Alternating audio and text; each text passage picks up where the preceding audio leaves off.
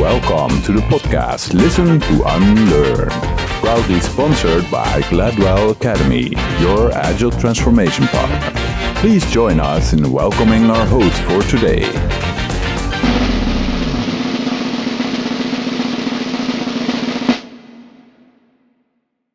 Welcome everyone to this podcast session of Listen to Unlearn, a podcast that is proudly sponsored by Gladwell Academy. Today with you, I am your host for this podcast session, Eduardo, Uncle Eduardo, as people like to call me. I am today podcasting from, I would say, sunny south of France, but not exactly because today we have a very rainy day. It's cold outside, it's windy. So, pretty much like Amsterdam feelings or even Munich feelings, where our guest speaker from today is located at.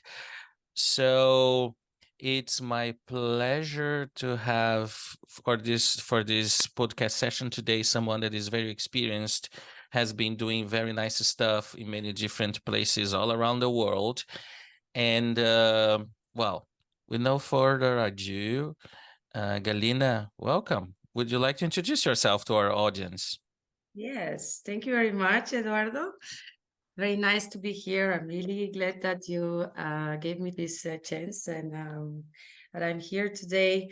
Shortly to myself, as you said, I am quite experienced, well, more than 15 years in agile contexts.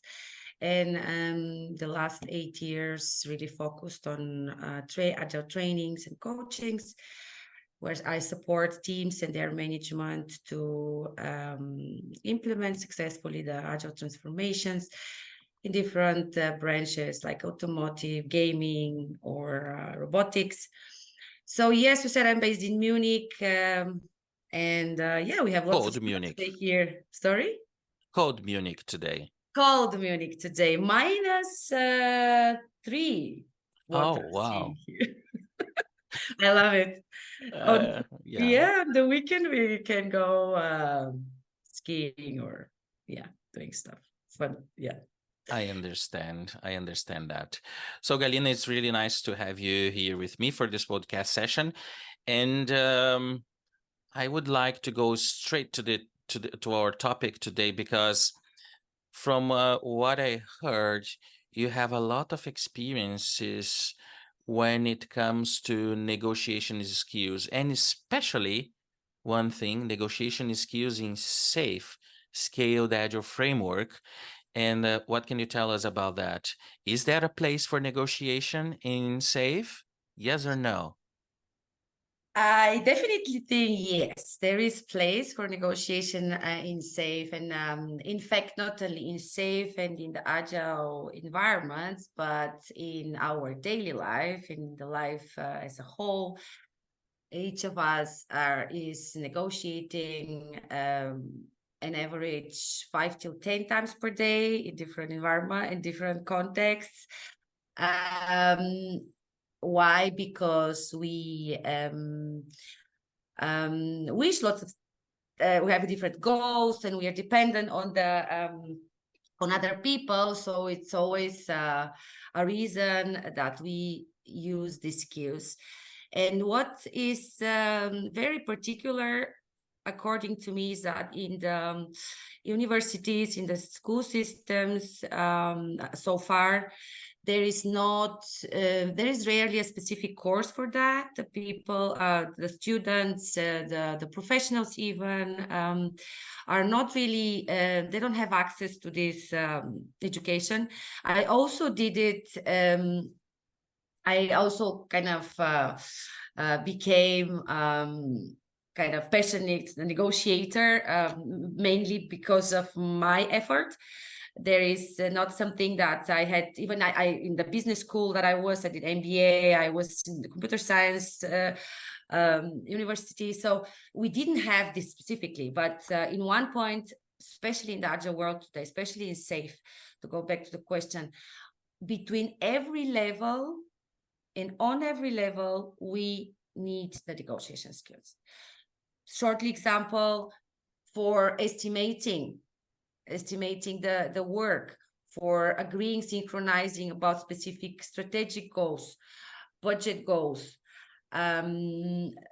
negotiating on scope, on the changes that we are confronted every day, right? So how we reprioritize, how we where we put the focus on. So there is multiple situations where the teams, without that they know, that they're aware of, are negotiating. That is one thing that you have said right in the beginning, for instance, is that we are always negotiating 24 hours a day, 7 days a week. And this is part of who we are. In fact, this is part of our daily routine, and we should understand that. In fact, we are always negotiating, sorry, regardless if it's in our daily work, if it's in our personal life. For instance, if we are going to the grocery store, we are always negotiating. That is a very interesting thing.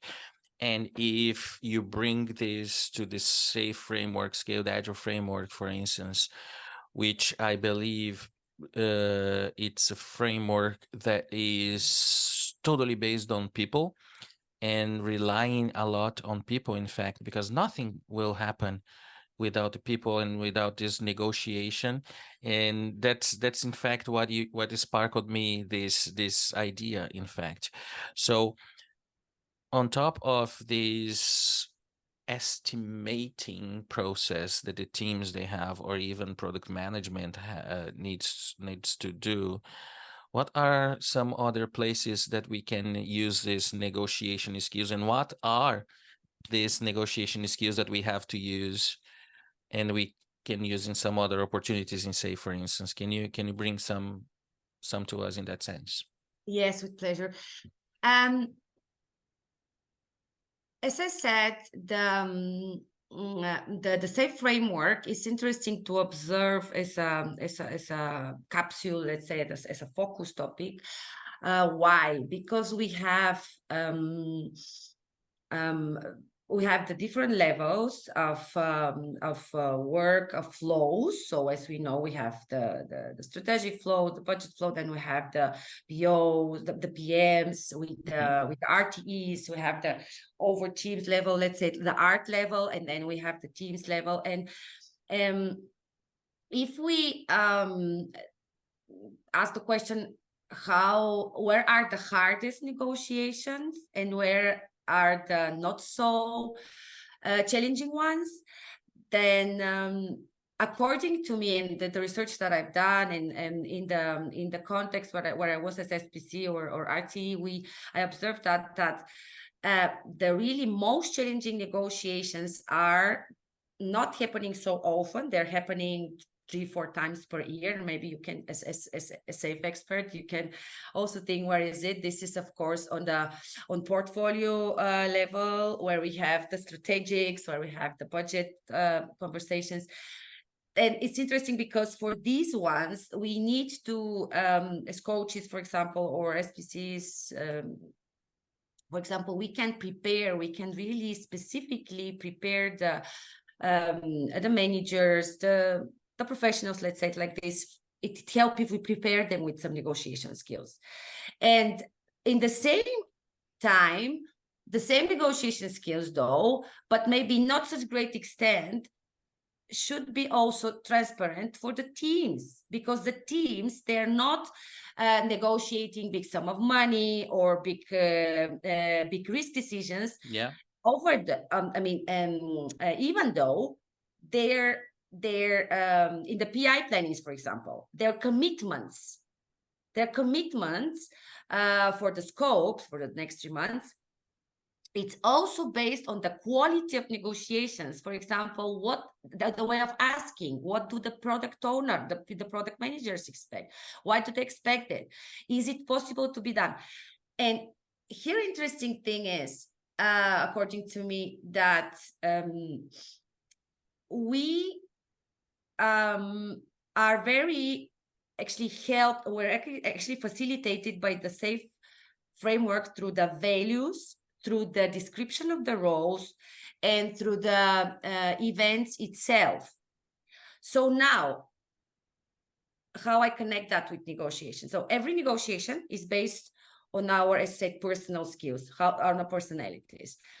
So values, our values, the personal values. So we start a negotiation with our experience, our values. And very often we have the wrong expectations that the people, that when me as Galina, when I talk or negotiate with you, I by default expect that you have my values, that you are as fair as I am, that you are having similar goals because we are from the same team or company, that you're also having a focus the same values. Okay. This is not the case, unfortunately.